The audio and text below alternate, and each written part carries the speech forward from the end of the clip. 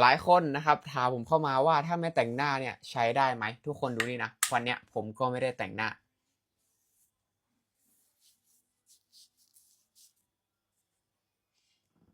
ดูเห็นไหมพวกจุดดำๆพวกเนี้ยเอาจริงๆเลยนะไม่แต่งหน้าก็ใช้เลยครับเพราะว่าแต่ละวันของเราเนี่ยผิวหน้าของเราเนี่ยจะต้องเจอกับพวกฝุ่นพวกควันพวกมลภาวะหรือว่าฝุ่น PM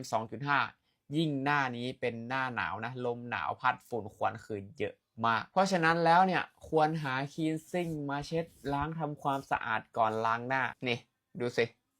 เห็นปะใกล้ๆดำเมี่ยมเหลืองสองด้านแต่ถ้ายังไม่มีคลีนซิ่งดีๆนะครับแนะนำตัวนี้เลยฟูรุโกะคลีนซิ่งเมคอัพเขาเป็นคลีนซิ่งบาล์มที่อ่อนโยนมากคนผิวแพ้ง่ายคนผิวบอบบางสามารถใช้ได้ตัวนี้เขาไม่ผสมน้ำหอมไม่ผสมแอลกอฮอล์แล้วก็ไม่มีพาราเบนอีกด้วย1 ขวดเบิ่มๆแบบนี้500 ml ใช้งานได้นานบอกเลยครับถ้าซื้อตัวนี้ไปไม่ผิดหวังแน่นอนพิกัดอยู่ซ้ายมือเดี๋ยวผมปักไว้ให้ครับ